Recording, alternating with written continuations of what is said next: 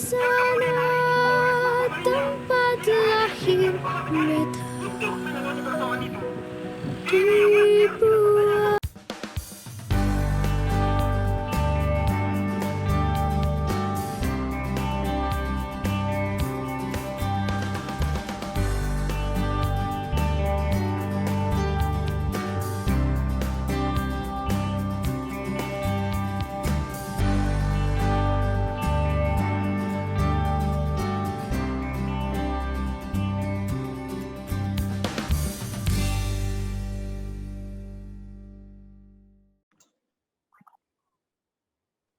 Sudah di-accept?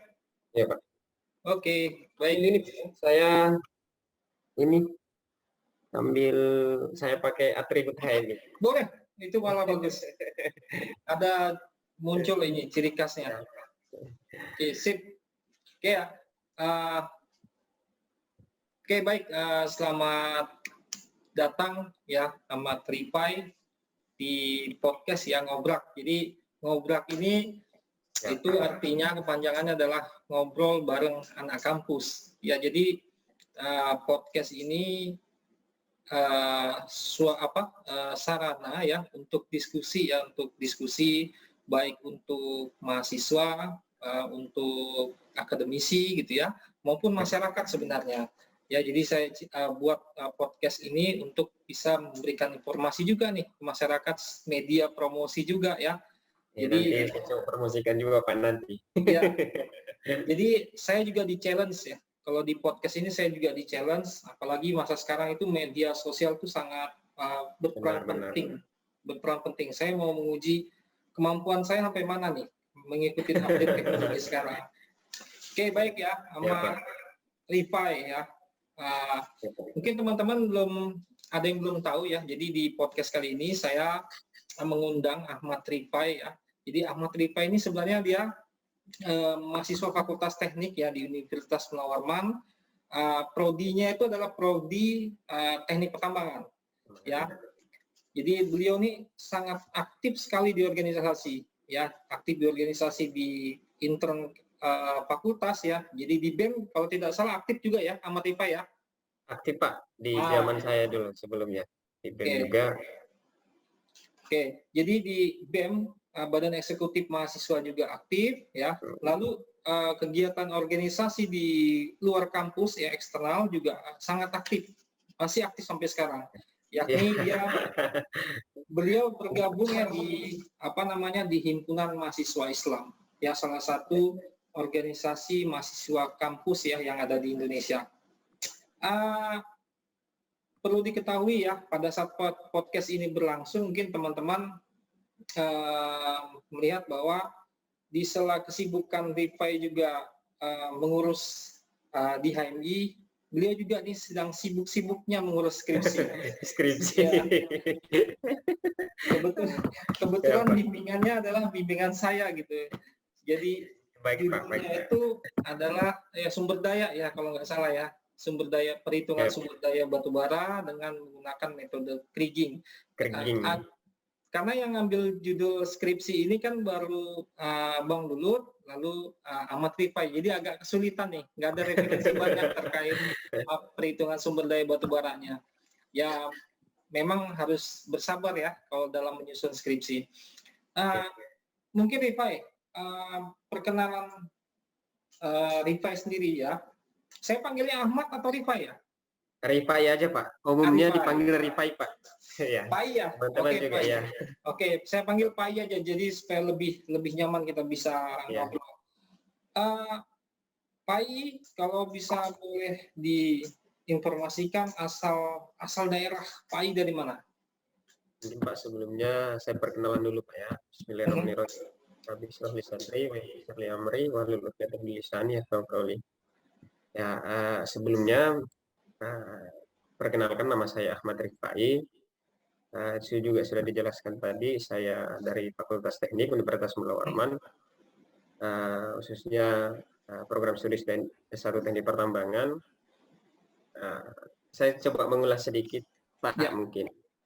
Di beberapa hari yang lalu beliau Pak Tommy menghubungi saya kira menghubungi dalam rangka untuk menanyakan skripsi saya. Saya agak kaget juga sebenarnya, nggak kaget juga.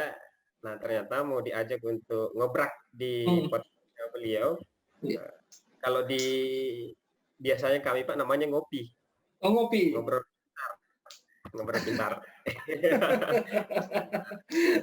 Iya.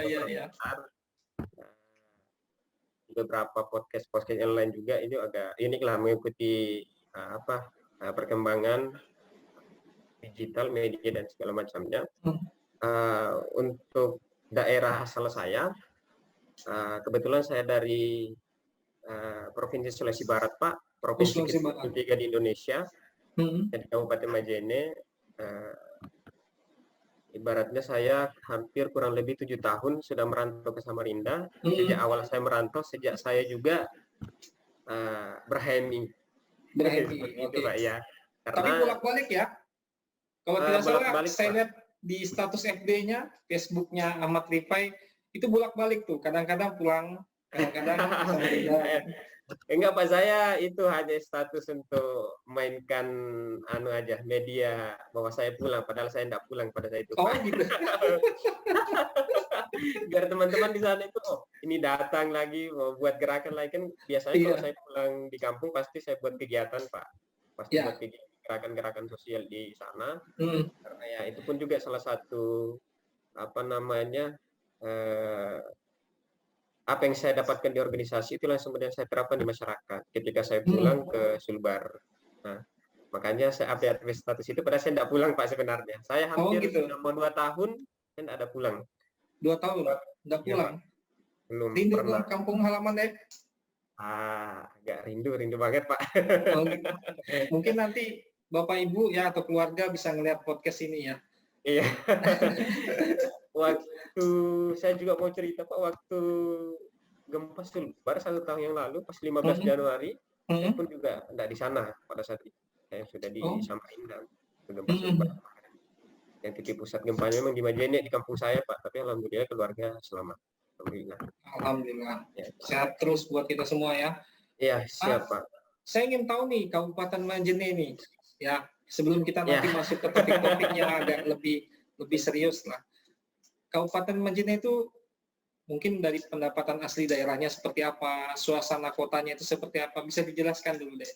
Iya Pak. Ya, untuk pendapatan asli daerah sampai saat ini dari dulu sampai sekarang masih bertumpu pada komoditas perkebunan Pak, peternakan, sama kelautan. Karena memang daerah saya daerah pesisir Pak. Oh, daerah pesisir ya? Daerah pesisir, menghasil ikan tuna, ikan lain, semua jenis-jenis ikan, cumi, apa segala macam, itu Sulbar itu potensi besar. Dari segi perkebunan Pak, sawit di sana masih banyak, potensi sawit juga masih banyak. Ada buah-buahan, cengkeh, kelapa, termasuk pisang, semua, durian, buah-buahan, dari segi buah-buahan itu semua hampir Sulbar kaya akan komoditas itu. Diternakan Pak, 2 komunitas unggul Pak di sana. Ada sapi sama kambing yang kemudian sekarang lagi di dananya dari pemerintah daerah dialokasikan untuk di 2 komoditas ini. Karena ternakan ini itu yang menjadi komoditas unggul dari. Dan juga saya mau sampaikan Pak, sebenarnya Sulbar ini adalah provinsi yang paling terseksi lah bahasanya, karena baru-baru kemarin pas disahkannya rancangan undang-undang terkait masalah IKN Ibu Kota Negara Baru, salah satu provinsi terluar dari Kalimantan Timur yang paling terdekat adalah Sulawesi Barat Pak. Untuk jangkauan. Makanya Sulawesi Barat ke depannya itu akan menjadi salah satu provinsi penyangga Ibu Kota Negara Pak. Jadi PR kami sebagai generasi-generasi yang ada di Sulbar ini ya itu lebih ekstra lagi Pak untuk ketika kemudian IKN ini benar-benar sudah pindah di Kalimantan Timur. Seperti itu Pak. Oke. Terus kalau untuk ini deh perkembangan kota di Kabupaten Majene seperti apa sekarang?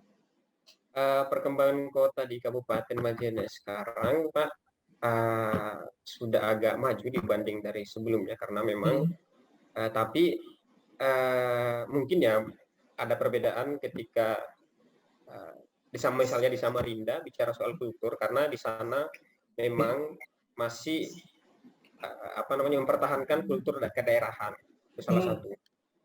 Makanya mungkin agak lebih berkembang di Samarinda dibanding di sana, Pak. Karena di sana itu kalau misalnya di sini sudah ada Gojek, Maxim apa segala macamnya. Di sana kalau kota belum ada, masih status ya kayak gimana ya bahasanya itu ya, membahasakannya itu belum ada sama sekali disentuh yang namanya persoalan transportasi digital seperti itu, Pak, kalau di sana. Untuk ini di Kabupaten Majene sendiri, kebetulan kan Ahmad Rifai ini kan kuliahnya di Teknik Pertambangan ya. Iya, Pak. Di Kabupaten Majene sendiri apakah ada industri pertambangan juga seperti kayak di Kalimantan Timur ya, khususnya di Samarinda maupun Kabupaten Kukar kan cukup banyak industri pertambangan. Kalau di Kabupaten Majene seperti apa? Kalau Kabupaten Majene, Pak, untuk proyeksi pertambangan memang tidak seperti halnya di Kalimantan Timur. Komoditas unggulannya adalah batu bara. Di sana memang hanya bertumpu di galian C, Pak. Oh, galian C. Galian C. Ya. Cuman di galian C pun tidak seperti dikelola oleh perusahaan-perusahaan besar, masih perusahaan-perusahaan lokal seperti itu, Pak. Jadi di sana itu kalau ada mungkin agak asing sih bahasanya, kalau di Samarinda itu kalau kita bilang batu gajah. Batu gajah? Batu gajah itu batu besar yang ada di gunung itu biasanya itu dipecahkan yang dijadikan kerikil, Pak. Oh. Iya. Iya. Galian C. Untuk konstruksi jalan ya biasanya? Iya, benar. Salah satunya itu, Pak, yang diangkut dari Sulbar. Termasuk yang kaya juga itu kalau kita beralih ke provinsi tetangga di Sulteng, Palu. Nah, itu komoditas unggulannya juga di sana, Pak, kerikil. Nah, seperti itu. Kalau untuk pertambangan enggak terlalu seperti di Kaltim, seperti di Papua, di daerah lain enggak terlalu ini. Makanya saya merasa penasaran sih sebenarnya kemarin itu. Cuman di Sulbar, Pak, yang paling kemarin penelitian terakhir itu ada uranium, salah satu uranium. Oh, iya. Cuman masih ini juga, Pak, masih belum ada untuk bisa investor masuk untuk mengelola itu. Itu bahan galian strategis ya. Strategis. Nah, ini juga mengenai background ya, Rifai atau Pai ya sebutannya. Saya belum harus menyesuaikan panggilannya Pai. Pai asal SMA-nya di mana asal SMA-nya? Saya kebetulan SMA saya, Pak, di kecamatan. Di kabupaten kota, Pak, saya di SMA Negeri 1 Sendana, Pak. Nah, Sendana itu adalah nama salah satu bekas kerajaan yang ada di Mandar. Makanya dia ada namanya Sendana itu, Pak, di sana. Dia salah satu kerajaan yang berada di daerah pesisir. Ya. Jadi karena di sana itu, Pak, jadi di Mandar itu ada 14 kerajaan sebelum. Banyak juga ya. 14 kerajaan, 7 kerajaan di hulu, 7 kerajaan di muara. Yang berkuasa pada sebelum masuk yang namanya proses penjajahan bangsa Belanda ke Indonesia. Itu ada sistem kerajaan di sana. Jadi termasuk saya adalah dari bekas kerajaan Sendana, memang asli dari Sendana. Ya. Dari pesisir seperti itu. Ya, mudah-mudahan ini guru-gurunya Pai ini bisa melihat juga ya podcast ini, bahwa itu muridnya sekarang sudah aktif nih ya di Samarinda, bukan hanya sebagai mahasiswa tapi aktif juga di kegiatan keorganisasian ya. Jadi mungkin adik-adik di SMA-nya juga bisa meniru nih Pai. Tapi jangan ditiru, Pak, lambat lulusnya. Biasa romantika kuliah, ya kan? Ya, Pak. Biasa romantika kuliah, karena kan walaupun kita satu angkatan di dunia kuliah, ya kan mungkin kesempatan maupun kemampuan orang kan berbeda-beda gitu. Ada yang motivasinya memang membangun jejaring juga ya selama masa kuliah. Ada yang motivasinya memang ingin cepat lulus ya, beda-beda. Kalau di dunia sekolah menengah atas itu. Kalau teman itu apa namanya sudah lulus, kita nggak lulus kan jadi kepikiran gitu. Jadi jadi beban. Jadi beban. Kalau di dunia kuliah sudah hal yang berbeda karena tanggung jawab ada di diri kita masing-masing. Ya. Nah, Oke ya. Kita sebelum masuk ke HMI nih ya, Pak I, ya, Pak. pasti Pak I dan mungkin teman-teman yang menonton di podcast kali ini mengenal Lafran Pane. Iya, salah satu tokoh nasional, Pak. Iya, salah satu tokoh, bukan tokoh, tapi sudah masuk pahlawan nasional. Pahlawan nasional, ya, benar. Saya sempat observasi nih. Saya terkagum-kagum ya, maksudnya mulai dia masih masa mahasiswanya yang benar, Pak, juga berpikir kritis ya tentang Indonesia, bagaimana hubungan Islam mengatur antara manusia dengan Tuhan, manusia dengan manusia, lalu manusia dengan negara. Nah, Lafran Pane yang saya dapat informasinya ini kan lahir di Padang Sidempuan ya, 5 Februari tahun 1922. Nah, yang menariknya juga beliau ini kan awalnya kuliah di Sekolah Tinggi Islam di Sekolah Tinggi Islam di Yogyakarta. Habis itu dia pindah ke Akademi Ilmu Politik ya kalau tidak salah, Gajah Mada kalau tidak salah. Dan hebatnya lagi beliau aktif juga di mungkin kegiatan kemahasiswaan. Beliau juga menjadi lulusan pertama ilmu sosial dan politik. Hebat sekali ya. Lulusan dulu itu kan durasi kuliahnya itu bisa lama tuh. Ini beliau menjadi lulusan pertama nih, ya, ilmu politik dan sosial. Nah, dari perspektif ya, atau mungkin hasil kajian Pak I mengenai sosok Lafran Pane ini seperti apa? Ya, sosok Lafran Pane, kita bisa lihat bahwa saya harus mengatakan bahwa hari ini sejak HMI berdiri 5 Februari 1947, ya kan? 1947 kalau kita ukur itu 2 tahun pasca kemerdekaan, Pak. Ya. Sampai hari ini salah satu HMI ini adalah organisasi tertua di Indonesia. Tertua, termasuk juga sosok Lafran Pane ini adalah salah satu melalui keputusan Presiden bahwa dianugerahi pahlawan nasional, salah satu organisasi kemahasiswaan yang punya tokoh pahlawan nasional. Ya, tentu ini akan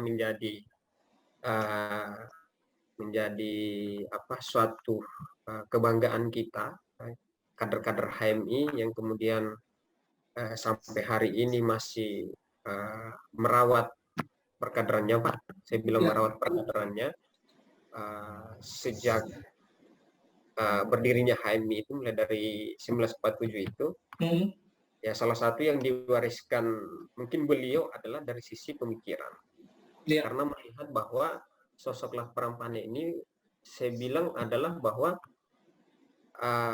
tokoh yang sangat punya peran dan semangat pada saat itu, melihat kondisi realitas di kemahasiswaan pada saat itu. Karena terus terang, Pak, bahwa berdirinya HMI itu tidak semerta-merta itu harus didirikan oleh sosok seorang Lafran Pane. Ya, tentu dengan melihat bahwa ada kondisi ya yang mungkin mempengaruhi atau merubah pikiran Lafran Pane ini sehingga kemudian mendirikan yang namanya HMI pada saat itu. Ya kan? Untuk melihat kalau dalam sejarah promosi berdirinya HMI itu, Pak, itu melihat bahwa kondisi Islam di dunia internasional, bahwa kita melihat bahwa umat Islam pada saat itu sudah mengalami yang namanya kemerosotan, termasuk di bidang teknologi dan pengetahuan pada saat itu. Nah, itu menjadi yang mempengaruhi pikiran-pikiran sosok Lafran Pane ini, melihat bahwa memang harus ada rumusan baru, termasuk juga kondisi Islam di Indonesia pada saat itu, termasuk yang ada di perguruan tinggi, karena sudah banyak paham-paham yang kemudian pada saat itu mempengaruhi mahasiswa pada saat itu, Pak. Termasuk ya di zaman-zaman itu kan ada di zaman PKI kalau nggak salah ya, Iya. segala macam. Dan itulah yang kemudian Laframpane itu mengubah pikirannya untuk kemudian bersama dengan 14 orang temannya, 14 orang temannya untuk mendirikan salah satu lembaga Islam yang bercorak Islam. Nah, yang kemudian sampai hari ini masih mempertahankan eksistensinya melalui proses kaderisasi yang ada di tubuh himpunan mahasiswa Islam. Seperti itu sih sebenarnya sosok Laframpane itu. Oke. Mungkin pada saat itu juga banyak paham-paham ideologi yang berkembang ya pada saat benar Mas. Profesor Laframpane ya. Ya, salah satunya mungkin lawan-lawan ideologinya kan juga dari salah satu tokoh nasional juga akhirnya kan. Benar. Saya tidak akan menyebutkan namanya gitu ya, karena itu akan sangat berbahaya tuh pembicaraan kita kalau masalah paham ideologi yang lain. Nah, Prof. Laframpane ini juga kan saya dapat informasinya awalnya kerjanya di Kemenlu ya, kalau nggak salah, Kementerian Luar Negeri saat itu. Benar. Setelah itu beliau memutuskan untuk pindah departemen pindah kementerian menjadi Kemendikbud dan menjadi seorang dosen seorang dosen. Nah, pada saat beliau menjadi seorang pengajar ya, menjadi seorang dosen, hubungannya dengan HMI seperti apa saat itu? Ya, hubungan dengan Laframpane dengan HMI ini ya sampai hari ini kita bisa katakan Pak bahwa tidak boleh dipisahkan, ya. Dan bahkan Laframpane pun ya tidak mau memisahkan diri dari HMI, ya. Bahkan saya mau menjelaskan ketokohan seorang Laframpane ini Pak, bahwa Laframpane ini semenjak beliau ini mulai dari sampai jadi dosen, sampai di kementerian apa segala macam. Nah, dia adalah salah satu tokoh yang paling sederhana Pak. Semasa hidupnya, beliau ini dia tidak punya rumah. Dia hanya punya rumah untuk disewa. Ibarat dia rumah kecil, rumah kecil itu pun disewa selama hidupnya. Tidak punya rumah permanen. Bahkan kendaraannya pun yang paling termahal dalam hidupnya itu adalah sebuah sepeda. Sebuah sepeda yang selalu mengantarkan beliau pulang pergi ngajar jadi dosen. Nah, seperti itulah sosok Laframpane. Artinya berangkat dari situlah kemudian kalau bahasa mau memisahkan diri HMI, semenjak hidupnya beliau adalah tidak bisa kita pisahkan dari HMI, karena di satu sisi memang dia yang memprakarsai berdirinya HMI. Bahkan Laframpane ini ya adalah sosok yang betul-betul memang berangkat dari keluarga yang paling sederhana Pak. Artinya HMI ini pun juga ya sesederhana itu pada saat itu terbentuknya. Oke, peninggalan atau legasi beliau lah ya. Peninggalan beliau itu masih sampai sekarang pun masih terus pemikiran-pemikiran itu terus masih bergaung sampai sekarang ya. Ya, benar Pak. Profesor Laframpane. Bahkan banyak nih tokoh-tokoh tokoh-tokoh masyarakat ya, tokoh-tokoh politik ini lahir juga ya dari HMI, banyak sekali saya lihat. banyak Pak. Sekali. Banyak. Jadi legasi beliau tuh masih sampai sekarang ya. Mungkin segala kebaikan beliau ya, terus perannya kepada mahasiswa maupun kegiatan mahasiswa, semoga diterima, amal kebaikan diterima di sisi Allah Subhanahu wa taala. Amin ya. Nah, ini saya juga satu nih terkait Profesor Laframpane nih. Ini kan kalau tidak salah beberapa tahun yang lalu dikukuhkan menjadi pahlawan nasional. Pahlawan nasional. Benar, ya, benar ya? Benar. Jadi pahlawan nasional beliau ya. Nah, itu proses menjadi pahlawan nasional itu seperti apa? Ini sebenarnya untuk menjadikan seorang tokoh pahlawan nasional itu ya tentu ya tidak semerta-merta Pak menjadikan apa tentu melihat dari latar belakangnya beliau untuk bisa Ya. menjadikan bahwa ini dianggap sebagai pahlawan nasional. Ya. Hmm. Tentu melihat dari sejarah Pak, sejarah bagaimana kemudian HMI, kiprah HMI di kancah nasional, Hmm. berkat beliau mendirikan salah satu lembaga yang berlabel Islam. Sampai pada hari ini adinda-adindanya ya, adindanya mereka ini bahkan semua lini itu hampir ada kader-kader HMI. Ya. Ada kader mau lihat di pemerintahan ada Ya. HMI. Terus terang saja Pak di kementerian pada saat ini kakanda kami itu ada 10 orang.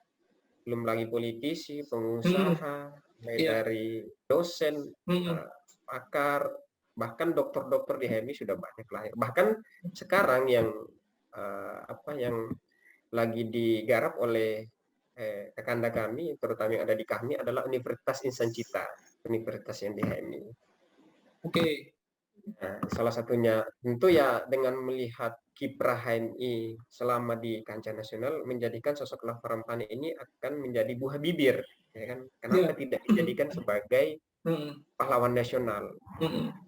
Nasional dengan melihat rekam jejak HMI selama berdirinya, bahkan juga bahkan bisa dikatakan bahwa HMI itu Pak dalam masa-masa pasca kemerdekaan itu masih angkat senjata untuk melawan mengusir penjajah, termasuk Ahmad Haris Nasution pada saat itu. Satu kader HMI juga turut andil dalam proses mengangkat senjata. Ya, kan? Ya tentu dengan hadirnya HMI di diperkeras oleh Lafar Rampani itu ya menjadikan bahwa Lafar Rampani ini cukup untuk dijadikan sebagai pahlawan nasional, melihat track record dari apa yang kemudian dengan adanya HMI melahirkan tokoh-tokoh anak bangsa, termasuk dari cendikiawan, termasuk di dalamnya ada Cak Nur, Nurholis Majid, Ahmad Wahid juga salah satunya Pak, termasuk di dalamnya, termasuk yang ketua MUI sekarang juga HMI juga. Oh, iya. Ketua MUI baru-baru kemarin terpilih.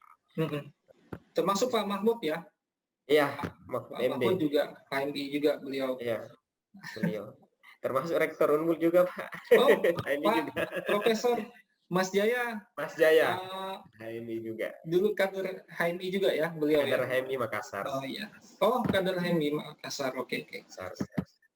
Oke ya, kita masuk mungkin Tifai terkait nih organisasi HMI. Visi dan misinya apa kalau untuk HMI sendiri? Kalau HMI sendiri Pak, itu kami ada yang namanya tujuan HMI. Ya. Tujuan HMI itu yang di dalamnya disebut sebagai 5 kualitas insan cipta. Di dalam tujuan itu namanya terbinanya insan akademis, pencipta, pengabdi, yang bernafaskan Islam dan bertanggung jawab atas terwujudnya masyarakat adil makmur yang diridhoi oleh Allah Subhanahu wa Ta'ala. Nah, itu salah satu yang kemudian di dalam pasal 4 HMI, ADHMI, tujuan pokok kader-kader HMI, bahwa HMI ini adalah organisasi kader Pak. Beda dengan organisasi lain. Organisasi itu adalah organisasi kader yang kemudian terus menciptakan kader-kader baru. Iya. Dia adalah berdakwah ya. Dia adalah kalau bahasanya dalam kemahasiswaan itu iron stock. Dia adalah kader-kader penyambung terus, pokoknya yang mengkader bahasa kami. Salah satu di HMI punya tujuan yang paling utama yang harus. Cuman di kalimat terakhirnya itu diridhoi oleh Allah Subhanahu wa Ta'ala. Saya lihat juga ya di info sambil cari-cari juga searching ya. Jadi HMI ini saya lihat juga di semua cabang kota ada ya. Benar Pak. Banyak sekali. Banyak sekali. Kabupaten kota ada semua ya untuk organisasi HMI ini. Saya spesifik masuk ke dalam organisasi HMI. Di dalam organisasi HMI itu sendiri ya, itu kan ada susunan organisasi ya, struktur organisasi. Struktur organisasi. Nah, struktur organisasinya yang ada di dalam HMI ya, khususnya mungkin kita bicara HMI yang di Samarinda ya dulu mungkin ya. Ya, benar-benar. Baru nanti kita bicara masalah cabang komisariat ya. Ya, Nah, strukturnya seperti apa nih? Struktur kepengurusan di HMI. Ya. Kebetulan Pak, HMI khususnya di Samarinda, HMI di Samarinda itu sudah berdiri sejak kalau tidak salah saya ingat 17 September 1963. Tidak jauh selisih berdirinya Universitas Mula Warman, 27 September benar. 1927 kalau nggak salah. Nah, tidak jauh berbeda di lahirnya HMI di Samarinda sampai pada periode ini dipimpin oleh dari HMI Wati, Pak. Salah satu pemecah rekor HMI Wati, salah satu namanya Yunda Nurharyani dari Visip Unmul, jurusan HI 2014. Salah satu pemecah rekor selama berdirinya HMI baru kali ini dipimpin oleh perempuan. Khususnya di Samarinda, Pak ya. Luar biasa. Keren. Iya. Luar biasa, karena cerdas juga, mantan presiden BEM-Visip sebelumnya. Iya. Beliau untuk Samarinda sendiri dipimpin oleh beliau dan juga saya salah satu pengurusnya. Untuk di sistem struktur di HMI, Pak, itu dipimpin oleh ketua umum. Di bawah ketua umum ada sekretaris umum, di bawah sekretaris umum ada bendahara umum, Pak. Nah, untuk jalur struktur kepengurusan, ketua umum membawahi beberapa ketua-ketua bidang, Pak. Membawahi ketua bidang, termasuk ada bidang PAO,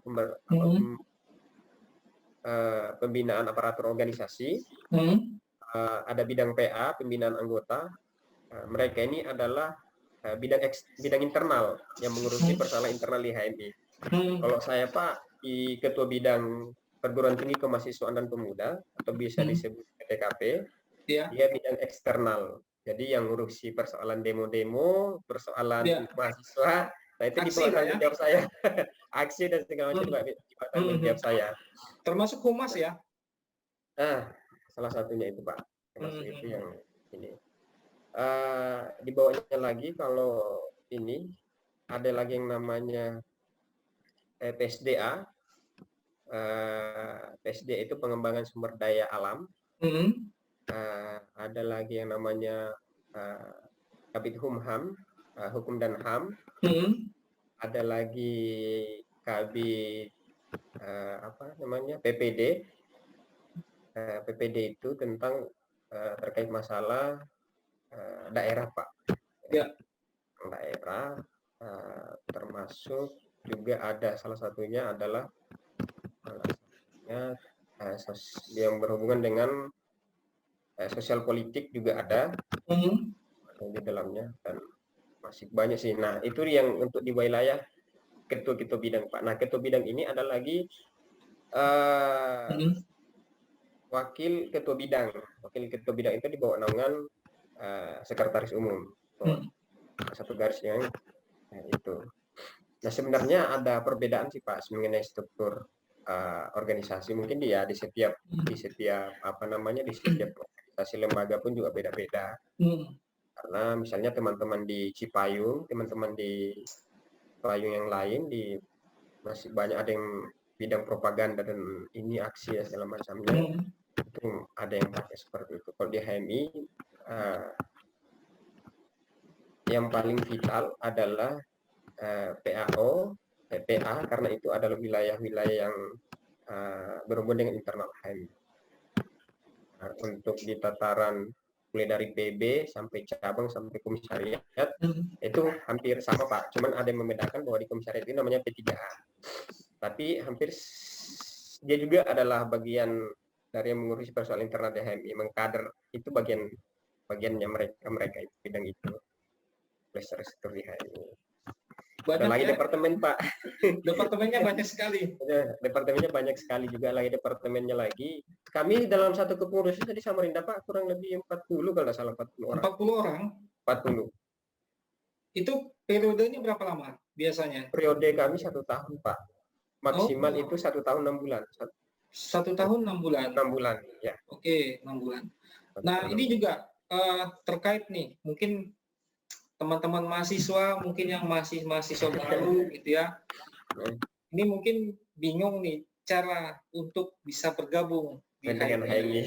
Nah, karena begini, ada juga mahasiswa yang mungkin sudah tingkat atas baru bergabung dengan HMI. Ada juga yang baru masuk kuliah bisa bergabung juga di HMI. Jadi tidak ada persyaratan khusus ya kalau tidak salah ya, selama menjadi mahasiswa masih ya. Mahasiswa. Nah, bisa dijelaskan nih Pak I, bagaimana sih mungkin teman-teman kampus ini bisa bergabung di HMI?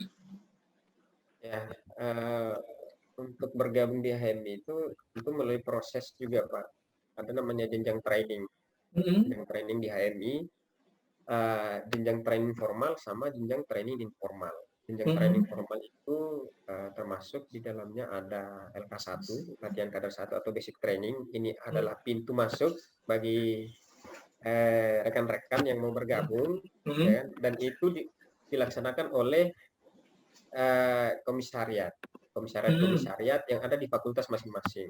Kalau misalnya tidak ada di fakultas, kayak misalnya Universitas 17 Agustus, mereka pakai komisariat Unpad. Cuman di dalamnya ada fakultas-fakultas. Oke.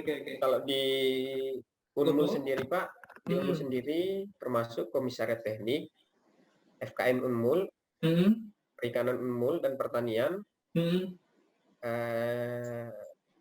FISIP Unmul, ya, ada FKIP Unmul, hukum Unmul,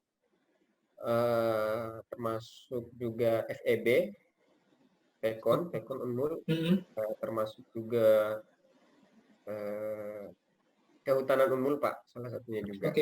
Syarat yang ada di Unmul itu. Nah, itu yang akan melaksanakan jenjang training, basic training di HMI, latihan kader 1. Jadi kalau misalnya saya juga informasikan teman-teman ketika kemudian hari ini mau bergabung HMI, misalnya dari Pahutan bisa menghubungi teman-teman yang HMI yang ada di Pahutan, banyak ada di komisariat, komisariatnya atau sekjen komisariat atau pengurus komisariatnya langsung dihubungi, karena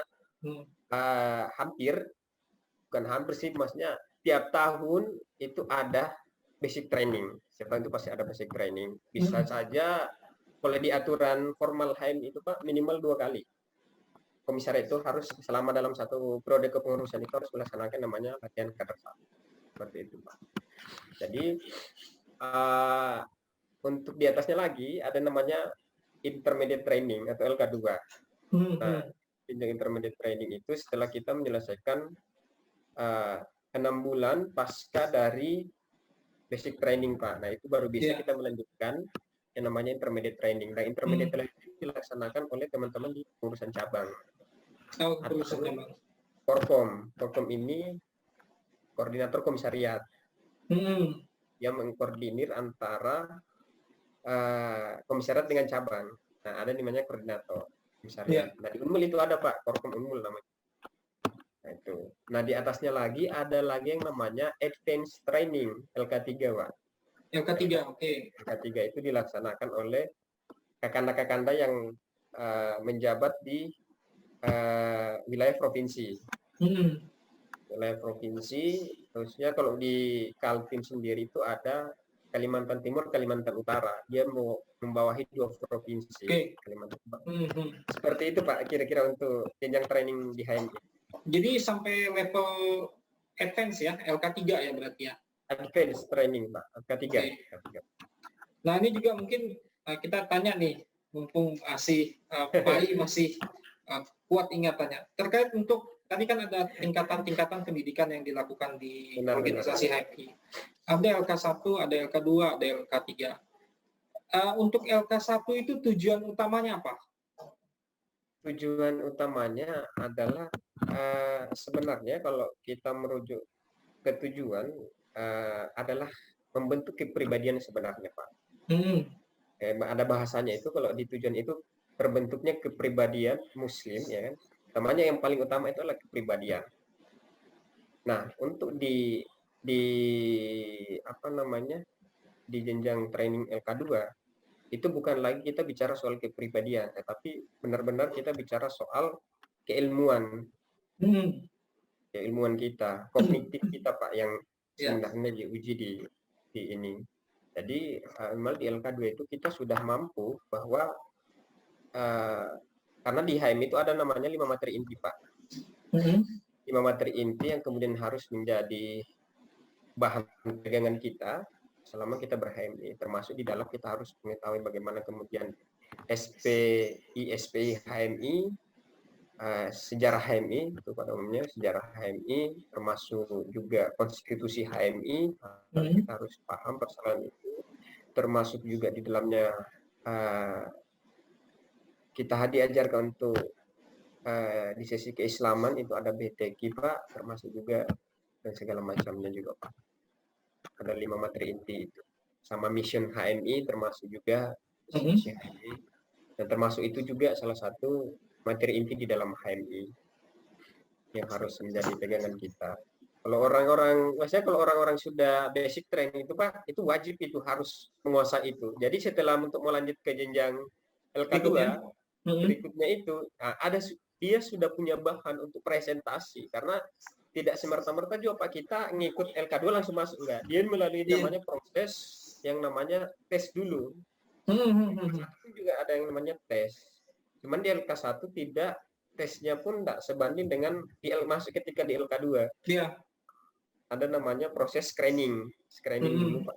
Gitu. Makanya di LK1 ya paling ilmu-ilmu dasar, ya itu berdasarkan tujuan kepribadian sebenarnya, bagaimana kemudian disiplin, ya kan, disiplin dalam waktu misalnya itu tuh diterapkan semua selama training itu berlangsung. Di LK2 orang sudah LK2 tidak lagi kita bicara soal kepribadian karena dianggap bahwa sudah lulus kepribadian, sudah lulus di LK1. Ya harus sudah berada di jenjang LK2 tentang adalah isi kepalanya harus dipertanyakan. Kritis ya. Kognitifnya. Ya, diajarkan untuk lebih berpikir ini rasional ya. Berpikir kritis, mampu menyelesaikan persoalan, memecahkan sebuah permasalahan dan memberikan solusi. Yang sebenarnya dicari di LK2. Lalu yang di LK3? Di LK3 advanced training lebih high lagi sebenarnya Pak. Penerapan ya? Lebih semua harus yang namanya disebut sebagai kadar padi. Iya, sebenarnya salah satunya itu Pak. Salah satu dia sudah berbicara lagi, tidak bicara lagi melihat bahwa Indonesia seperti ini, dia hanya lingkupnya sudah bicara soal dunia, bagaimana kondisi dunia saat ini. Global ya? Lebih global, lebih global lagi proses berpikirnya. Dan agak berat ini karena saya pun juga belum sampai di LK3 Pak, karena belum sanggup karena masih di stagnan di LK2. Itu LK2 saya waktu itu saya di Batko Sulselbar Pak, di cabang Maros, Buta Solengan Maros. Tahun 2019 saya LK2. Hanya beberapa materi-materi mungkin sudah agak hilang sedikit. Iya. Kan kita punya keterbatasan ya, tidak akan mungkin semuanya ingat gitu ya. Benar-benar Pak. Oke. Baik ya, mungkin nanti teman-teman ya yang mahasiswa baru atau memang yang sudah menempuh tingkat atas bisa bergabung ke HMI, bisa mendaftar ya di cabang komisariatnya masing-masing ya, di masing-masing fakultas. Khususnya mungkin di Unmul setiap fakultas ada ya. Ada Pak, hampir semua. Cabang-cabang komisariat HMI-nya. Oke. Nah, begini, untuk komisariat sendiri gitu ya. Itu struktur organisasinya seperti apa kalau untuk yang di komisariat, cabang komisariat sendiri? Kalau di komisariat Pak, sebenarnya kalau secara struktur kita, sebentar saya jelaskan dulu Pak. Ada namanya pengurus besar HMI dibawa ke pengurus besar, instruksinya itu langsung ke cabang tingkatan kota. Cabang instruksinya ke komisariat tingkat fakultas. Gitu. Oke. Nah, jadi untuk biar ada perantara antara PB dengan cabang, maka dibentuk namanya badan koordinasi Badan koordinasi. yang tingkatannya provinsi. Hmm. Nah, begitupun juga dengan apa namanya Pak? Saya lupa. Begitupun juga dengan antara cabang dengan komisariat. Nah, cabang komisariat juga ada untuk lebih enak koordinasinya, ada koordinator komisariat itu di tingkat universitas. Ya, dengan universitas. Jadi ya kalau bicara di struktur kepengurusan sebenarnya di dalam aturan dasar, anggaran dasar kami itu hampir tidak jauh beda Pak. Dan bahkan ada beberapa komisariat juga, beberapa cabang juga menyesuaikan dengan kebutuhan sehingga membentuk namanya bidang di situ. Bidang-bidang di situ. Nah, cuman yang membedakan kalau di komisariat itu, misalnya kalau di cabang itu pembinaan anggota namanya. Kalau di komisariat ada namanya P3A. P3A. Cuman urusannya pun juga urusan sama, mengurusi kader-kader HMI. Ya, urusannya sama. Cuman di tataran komisariat tidak ada namanya PAO. Kan penggunaan aparatur organisasi. Tidak ada PAO, yang ada di PAO itu hanya di cabang, di Batko, di Korkom juga ada, sama di pengurus besar. Ada. Nah, selebihnya itu juga sudah diatur di dalam anggaran dasar rumah tangga, itu tergantung menyesuaikan dengan kebutuhan. Misalnya teknik. Di jurusan teknik butuh namanya bicara soal keteknikan Pak, ya kan? Dan bidang keteknikan. Nah, artinya dibentuklah suatu bidang yang berbicara dengan bidang itu, bidang keteknikan itu. Iya. Seperti itu Pak kalau di HMI. Jadi komisariat ini juga ya, cabang komisariat ini berfungsi juga untuk ini ya, perekrutan ya, berarti ya. Maksudnya melakukan pendekatan dengan mahasiswa kampus gitu. Memang untuk yang bergelut di dalam perekrutan itu memang komisariat Pak, karena cabang itu untuk perekrutan tidak lagi mengadakan namanya ini, cuman dia hanya mengadakan namanya LK2. LK2 itu ya orang yang sudah melalui LK1. Iya. Untuk perekrutan kan di LK1 Pak sebenarnya. Di LK1. Jadi yang mengurusi di kampus-kampus ini adalah pengurus-pengurus komisariat. Seperti itu. Tapi ya tidak menutup juga kemungkinan ada beberapa memang pengurus-pengurus cabang yang terlibat langsung dalam mengurusi persoalan di kampus. Orang yang mau, kalau misalnya ada yang mau masuk ke HMI, ya kami ya sudah, kamu hubungi aja ini, misalnya ketua komisariat ini, kebetulan satu fakultas juga ya, seperti itu Pak sebenarnya untuk itu.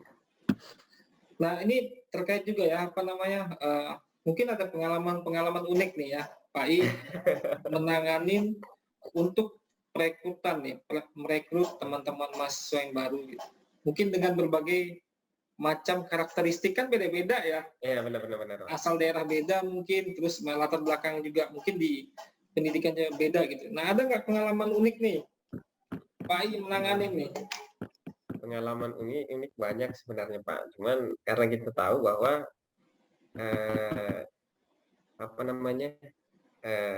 kader-kader yang khususnya untuk di teknik, karena kebetulan Pak saya juga mantan ketua komisariat sebelumnya, saya juga sudah melalui jenjang yang namanya proses bagaimana merekrut orang itu, ya tentu banyak. Di satu sisi juga mungkin ada kendalanya Pak. Ada kendalanya, di satu sisi juga ada kendala. Itu pengalaman pahit adalah dan pahit itu sebenarnya bahasanya, kalau bahasanya agak unik lah bahasanya itu, karena kalau misalnya di teknik itu ada dari daerah-daerah lain, misalnya dari Sumatera, dari Sulawesi, itu dengan perpaduan dialek bahasa mungkin agak beda ya kan. Dari agak-agak ke timur mungkin agak-agak ada yang lucunya pada saat di training. Betul. Itu agak-agak lucu sedikit. Nah itu sebenarnya bahkan secara keilmuan pun juga ada juga Pak, karena memang kalau lulusan-lulusan pesantren ini, misalnya lulusan pesantren itu, kalau kita rekrut secara pembawaan sudah mulai matang di awal, Ya. tinggal menyesuaikan dengan format training di HMI saja. Sebenarnya itu. Nah, dan penggenjotan sih sebenarnya Pak, karena rata-rata sih semenjak saya mengkader, rata-rata tentang wawasan kebangsaan mereka itu di situ yang agak-agak kurang. Yang wawasan kebangsaan, tapi kalau untuk kebangsaan.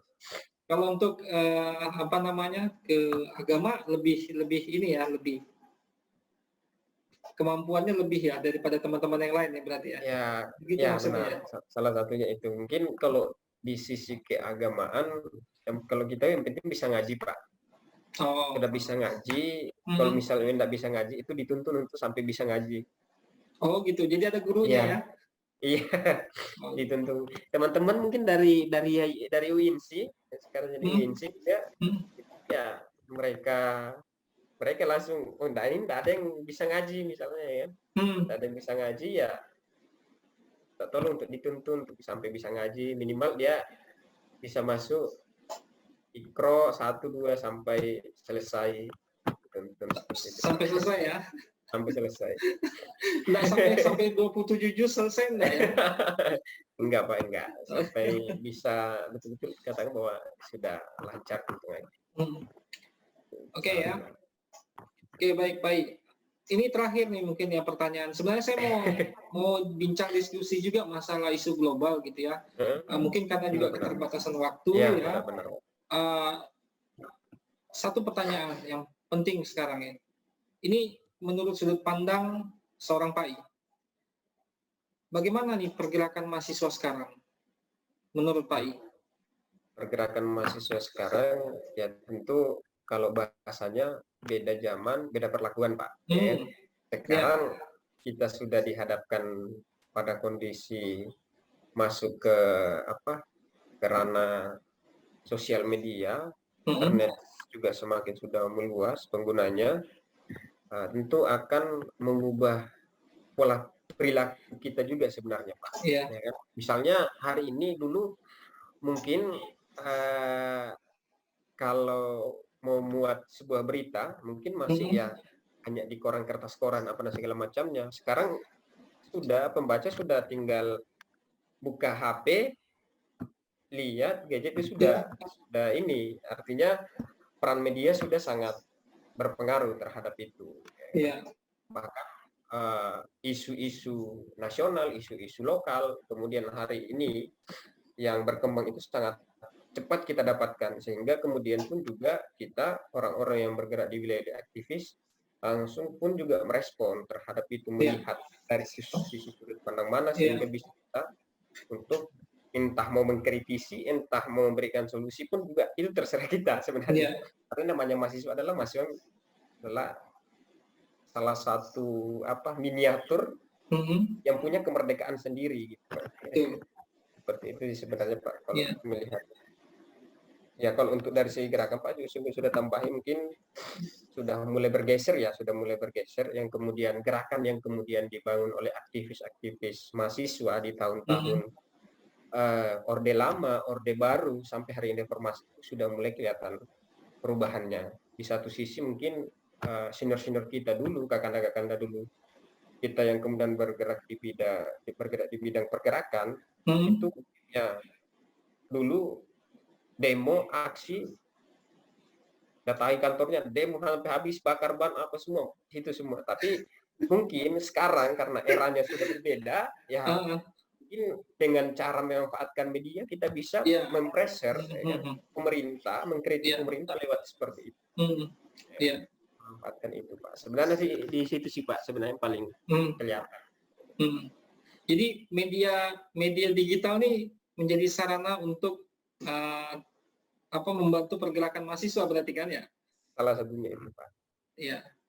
Tapi memang harus hati-hati gitu ya. Maksudnya kan banyak sekali informasi-informasi yang masuk ya di media sosial.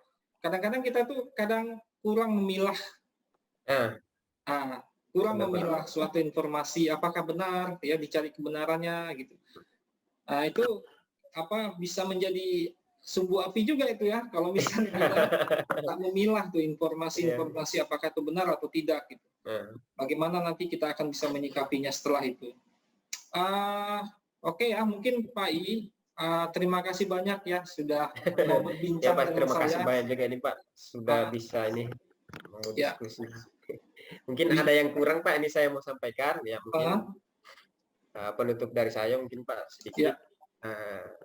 Khususnya untuk yang mau bergabung dengan HMI, teman-teman sekalian, silakan, khususnya ada di Samarinda, silakan untuk menghubungi beberapa kader HMI, termasuk di sendiri Pak. Saya mau sampaikan Ketua Komisariat Teknik sekarang adalah Fadli dari Pertambangan juga, yang menggantikan saya sebelumnya, dan juga saya mau sampaikan bahwa hari ini kader-kader HMI jangan mudah lesu loyo dan segala macamnya. Kita berbuat baik, jadikan HMI sebagai ladang ibadah, jadikan HMI sebagai ladang untuk berbuat baik sesama manusia. Akhir kata, yakinkan dengan iman, usahakan dengan ilmu, sampaikan dengan amal, yakin usaha sampai. Wabillahi taufiq wal hidayah. Assalamualaikum warahmatullahi wabarakatuh. Terima kasih Pak. Oke, Yakusa ya, yakin usaha sampai ya. Ya benar Pak. Oke ya, terima kasih ya Pak I sudah mau meluangkan waktunya bisa berbincang dengan saya terkait organisasi HMI ya.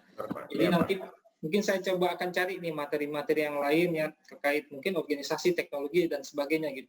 Teman-teman mungkin kalau misalnya ada yang mau mau mengklarifikasi gitu ya, atau juga mau berbincang dengan saya di Ngobrak ini, nanti saya cantumkan ini alamat email ya channel ini gitu ya di kolom deskripsi ya, bisa sampaikan aja ke saya terkait mungkin ada yang mau diklarifikasi atau ada yang mau disampaikan gitu ya di podcast Ngobrak ini. Mungkin bisa ini Pak, dinaikkan level lagi Pak ketika kota gimana gitu. Pak I, mungkin ada beberapa teman satu angkatan saya ya yang berkecimpung juga di HMI saat itu, seperti Nurul Kadri, terus Bang Asni ya. Lalu ada satu juga Asni, Bang Puat ya, terus ada satu lagi Bang Isna ini kebetulan di Kehutanan. Kalau ketemu ketemu juga Pak, sempat juga ketemu Bang Isna ya. Iya. Nanti kalau ketemu mohon salam ya kepada teman-teman ya. Mereka tergabung di kami ya. Di kami Pak, tergabung di kami. Ya. Oke, Pak ya, terima kasih. Assalamualaikum warahmatullahi wabarakatuh. Sampai ketemu lagi. Waalaikumsalam warahmatullahi wabarakatuh. Pak, terima kasih banyak Pak. Ya, baik. Nanti kita berbincang mungkin dengan materi yang berbeda lagi. Okay? Siap Pak, segera saya menghadap. Oke, baik.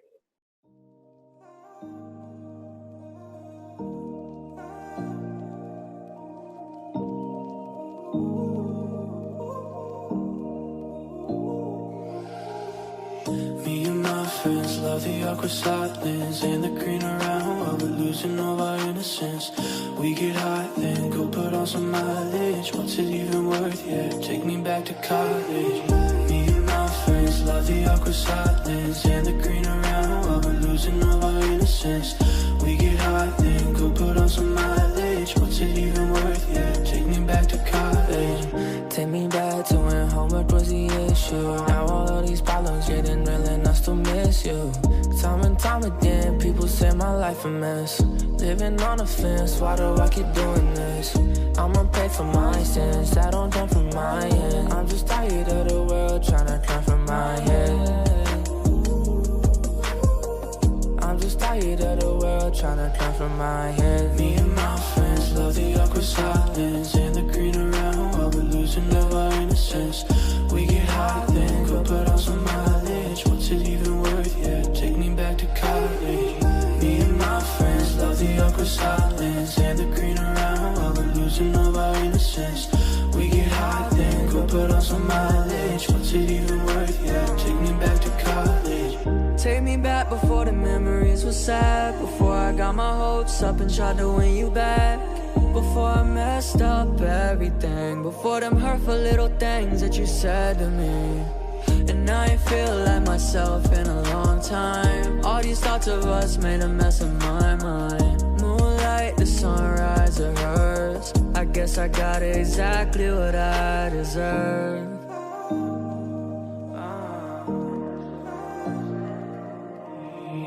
Me and my friends love the awkward silence and the green around while we're losing all our innocence. We get high, then go put on some mileage. What's it even worth, yeah? Take me back to college.